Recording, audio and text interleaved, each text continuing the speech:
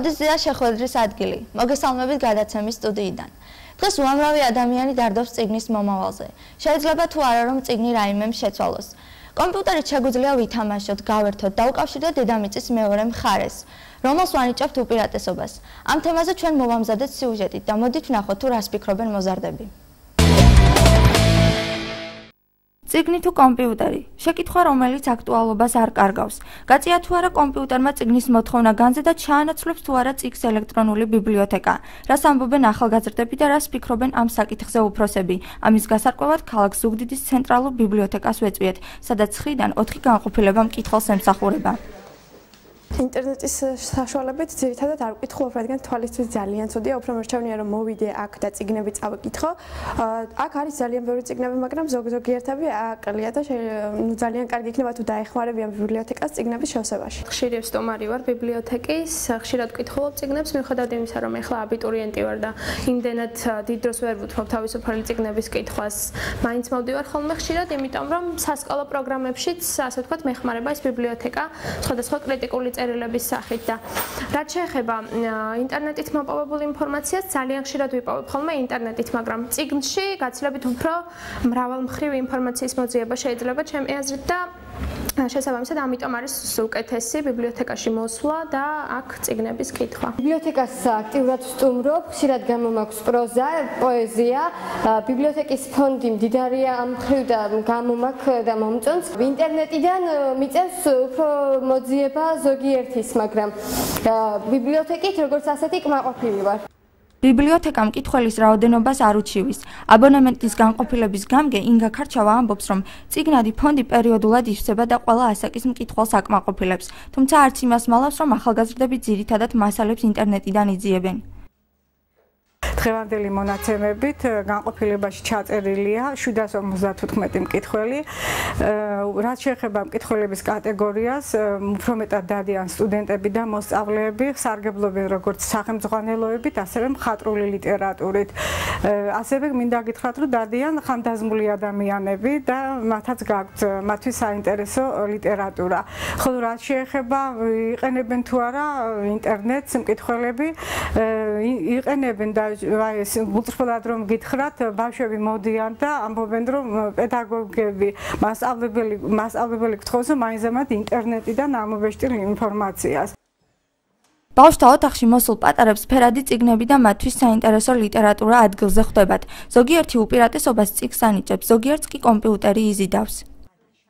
მასწავლებელი ხშირად მადლებს დავალებას მე კომპიუტერიდან ვიძიებ. კომპიუტერი ძალიან მიადვილებს დავალების მოძიებას. ნაკლებად ხმარობ კომპიუტერს, რადგანაც ჩემთვის არაა კომპიუტერი კარგი. მე ძალიან მიყვარს წიგნის კითხვა, რადგანაც მისგან ბევრ ინფორმაციას ვღებულობ. საბავშვო განყოფილებაში დღეს სიხალვათეა, თუმცა მკითხველი აქაც ბევრია. მოზარდები ამბობენ, რომ კომპიუტერი მათი საყვარელი ნივთია, ინტერნეტიდან მასალებს ადვილად იძიებენ და ასე უფრო მარტივად მუშაობენ.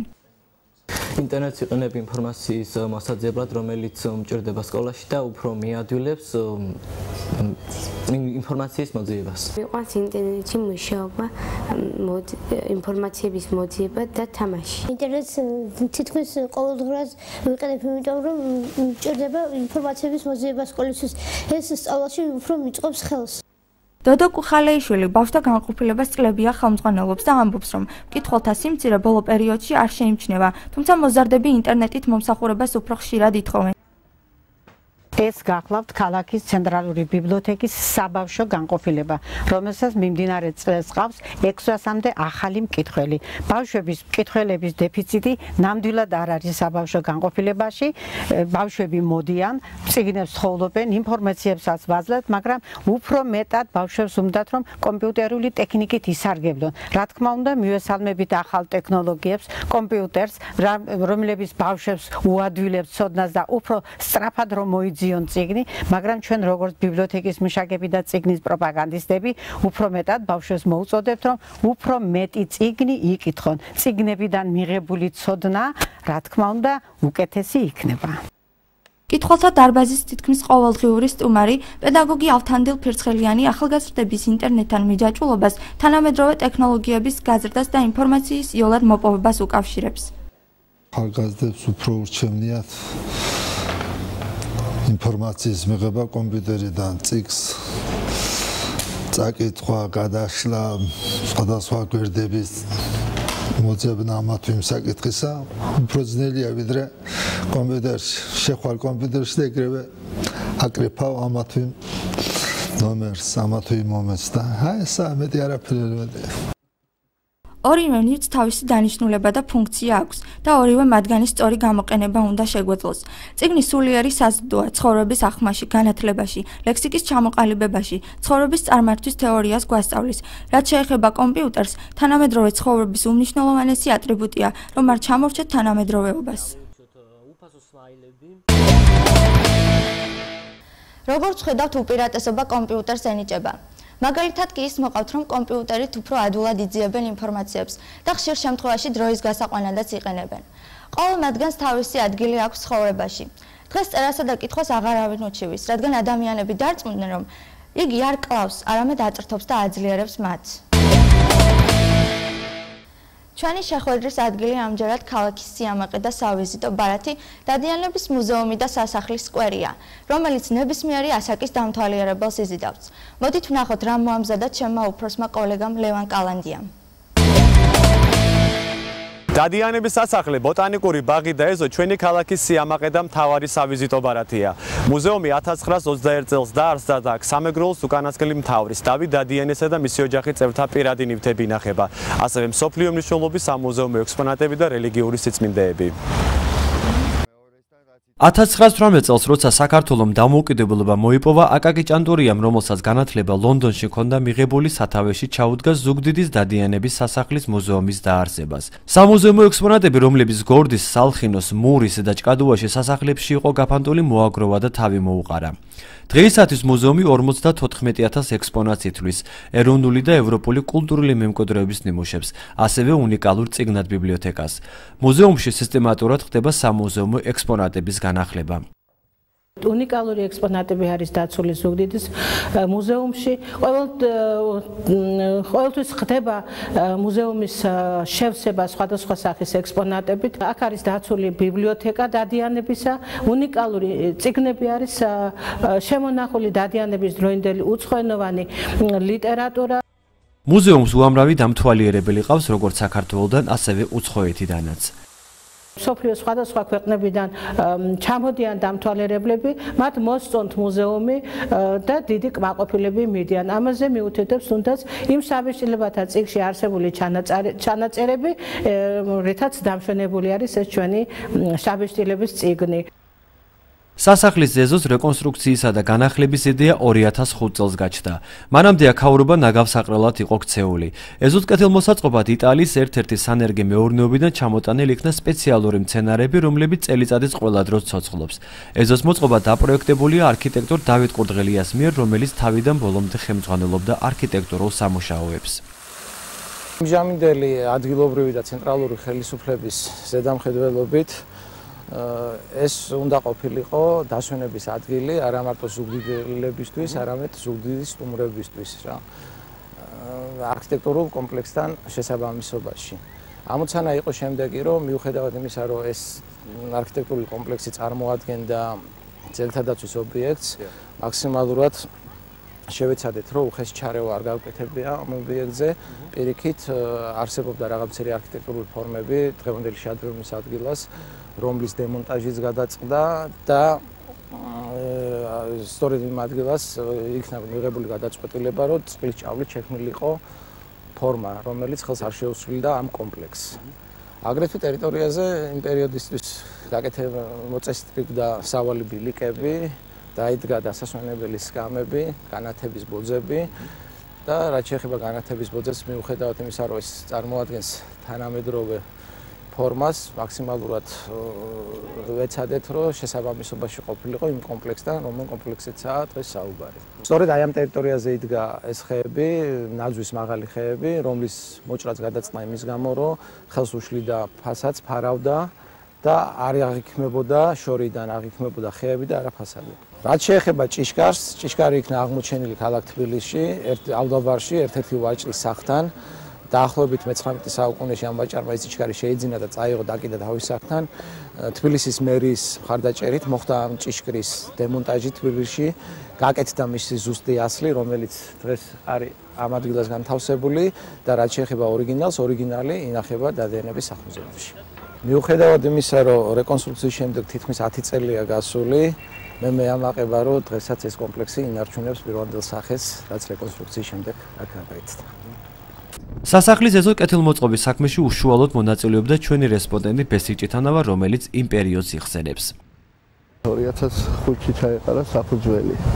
გახსოვთ, აქ იყო თვითონ ნაგავსაღრელივით, ცხოველები დათარეშობდნენ, ძროხები, ღორები და ასე შემდეგ, მანქანები ჯირითობდნენ. დადგა საჭიროება იმისი, რომ კეთილმოწყობილი იყო ეს ადგილი. ფაქტიურად მოხდა ის, რომ მე ვიყავი საფრანგეთში, დამირეკეს, მომაწოდეს იდეა და ეგრევე დავიწყე მუშაობა ამ თემაზე. დაისერა მთლიანად ტერიტორია სარწყავი მექანიზმით შადებულია. მერე შემოიზიდა N რაოდენობის მიწა, რომელსაც მე მოვაყარეთ გამშვენიერებული ნიადაგი. და ფაქტიურად ბალახის თესლი ჩამოვზიდეთ საფრანგეთიდან. სულ პირობებში გვიწევდა მუშაობა მაშინ მოიხსენებათ ტექნიკა არ არსებობდა ზუგდიდში. თითქმის ძირითადად ყველაფერი არის ხელით გაკეთებული. ამ ეზოში ხმობის კოეფიციენტი გვაქვს ალბათ 0.1 რაღაც 1% ისიც შეიძლება ჩაითვალოს რომ ძალიან მიზერი. ეს განაპირობა იმან რომ ნიადაგი ნორმალური იყო, ფაქტიურად კიდევ მცენარეებიც ძალიან ისეთ ჯანსაღი მცენარეები ჩამოვიტანეთ. ესენი არის ყველაფერი ჩამოზიდული იტალიიდან. ფაქტიურად ხდებოდა ხამე თითქმის აქ რაც არის ახლა ამაზე ესენი არის იტალიიდან ჩამოზიდული. მადლობა ღმერთს რომ გამდე მოაღწია ამ ყველაფერმა. როცა სტუმარი ჩამოდის სტუმრისთვის არ არსებობს სტუმარი ისე წავიდეს ზუგდიდიდან რომ ამ ეზოში არ მოვიდეს და ფაქტობრივად დაათვალიეროს ეს ეზო და არ შევიდეს მუზეუმში, რომელიც ალბათ საამაყოა ყველა ზუგდიდელისთვის კი არა საერთოდ ქართველისთვის. დადიანების სასახლე ჩვენი ქვეყნის და კუთხის ერთი ლამაზი ისტორიაა. ამ ლამაზ ისტორიას კი მოულა და პატრონობა სჭირდება.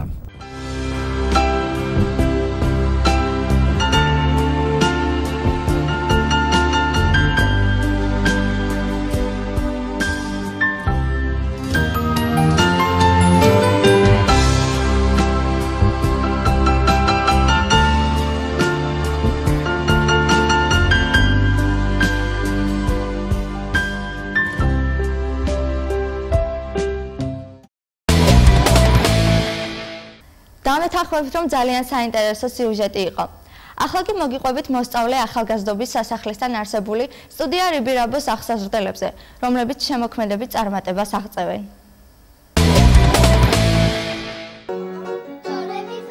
მოსწავლე ახალგაზრდობის სასახლის შემოქმედებითი სტუდია რიბირაბო წლებია წარმატებით ფუნქციონირებს. სტუდიამ არაერთი ნიჭიერი თაობა გაზარდა და ტრადიციებს არც ამჯერად ღალატობს.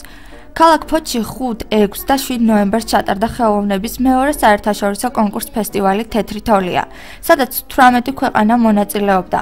მათ შორის იყვნენ სტუდია რიბირაბოს აღსაზრდელებიც, რომლებმაც სხვადასხვა ნომინაციაში გაიმარჯვეს. მე ახლა რიბირაბოს სტუდიაში ვიმყოფები, სადაც ბავშვები შემოქმედებით გაკვეთილებს გადიან და უამრავ წარმატებას აღწევენ. მარიამ, მოგვიყვევი შენი წარმატების შესახებ. შევიყავი პროექტი X-Factor-ში, სადაც გარკვეულ წარმატებას მივაღწიე. ასევე X-Factor-ის გარდა ვიყავი წელს პროექტ კონკურს ფესტივალზე თეთრ თოლიაში, სადაც მიმიწვიეს 100%-იანი დაფინანსებით ბულგარეთში, ასევე ავიღე პირველი ადგილი.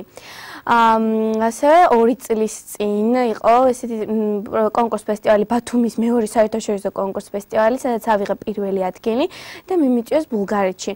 ასევე ახლახანს ვიყავი ფოთის მეორე საერთაშორისო კონკურს ფესტივალზე, სადაც ავიღე პირველი ადგილი და მივიღე მოწვევა 2 ქვეყნიდან, ბულგარეთიდან და რუმინეთიდან. მე ვიცი რომ თქვენც იმყოფებოდით ფოთის საერთაშორისო კონკურსზე. რას გვეტყვით ამაზე? მე ავიღე პირველი ადგილი და მივდივარ ბულგარეთში. ეს ჩემთვის პირველი კონკურსი იყო და მიხარია რომ ავიღე პირველი ადგილი. ანანო და ლუკა, თქვენ რას გვეტყვით? მეც მივდივარ ბულგარეთში მეგობრებთან ერთად. გმადლობას გიხდით ყველას, რომ მომანიჭეთ ეს ბედნიერება. გმადლობა ჟიურის ორგანიზატორებს, გმადლობა ნინო მასწავლებელს, გმადლობა ნათია მასწავლებელს, ეკა მასწავლებელს. ეს არ იყო ჩემი პირველი კონკურსი, ეს მეხუთე კონკურსი იყო. მიხარია რომ ვარ წარმატებული. ბავშვობა წარმატებებს გისურვებს და მე მჯერა რომ ბულგარეთიდანაც გამარჯვებულები დაბრუნდებით.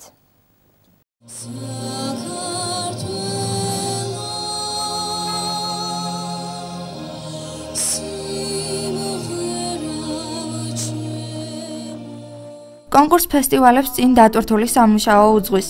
რიბირაბოს სტუდიაში პედაგოგებთან ერთად ყოველდღე მეცადინეობენ ბავშვები და სწორედ ამ დაუღალავი შრომის შედეგია ის, რომ ასეთი წარმატებულები არიან.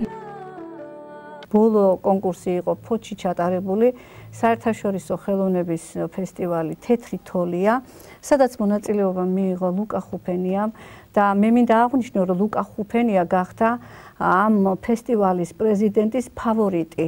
ანუ ის მიწვეულია ბულგარეთში და 100%-ით ფინანსდება. ასევე პატარების კატეგორიაში პირველი ადგილი აიღო ანასტასია გრიგოლიამ, რომელიც მიწვეულია ბულგარეთში. მიწვეულია ასევე გიორგი ჩოკორაია. ლაურეატის წოდება აიღო ჩვენმა თვალხატულა გოგომ ანანო ტაბაღუამ და 10-დან 13 წლის კატეგორიაში მონაწილეობა მიიღო მარიამ აფშილავამ, რომელმაც ძალიან დიდი წარმატება მიაღწია. აიღო პირველი ადგილი, აიღო 2 დიპლომი საუკეთესო ვოკალში და მიწვეულია ის 2 ქვეყანაში, რუმინეთში და ბულგარეთში, სადაც დაფინანსებულია მისი მგზავრობა. ასევე ამ კონკურსზე იყო ანსამბლური ნომრები წარდგენილი. ჩვენი სტუდიიდან იყო წასულები იყვნენ ტრიო გინცი, ნინო დგებუაძის, ანი კუხალიაშვილისა და თიკო თოდუას შემადგენლობით, რომლებმაც აიღეს მეორე ადგილი. ასევე დუეტის სახით გამოვიდა ნინო და თიკო, ანუ ნინო დგებუაძე და თიკო თოდუა, რომლებმაც აიღეს მესამე ადგილი. მე მინდა ყველა ბავშვს უსურვო წარმატებები და წინსვლა. ხელოვნების საერთაშორისო კონკურს ფესტივალი თეთრი თოლია საერთაშორისო რანგის ჟიურითა და სხვადასხვა პროფესიის 14 ქვეყნის წარმომადგენლით იყო დაკომპლექტებული. გამარჯვებულები ზაფხულში ბულგარეთის საერთაშორისო კონკურს ფესტივალზე მიემგზავრებიან იმ განწყობით, რომ გამარჯვებას მოიპოვებენ.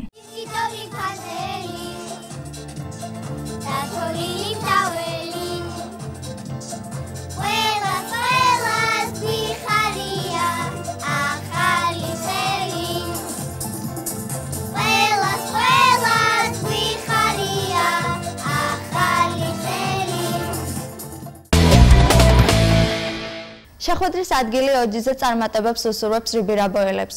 ასეთი იყო ჩვენი დღევანდელი გადაცემა. მე ისევ ერთი კვირით გემშვიდობებით და გელოდებით გადაცემაში მონაწილეობის მსურველებს. დაგვიკავშირდით Facebook-ის გვერდზე. ერთად ვიმოგზაუროთ ცოდნის სამყაროში და ვისაუბროთ ყველაფერზე. ნახვამდის.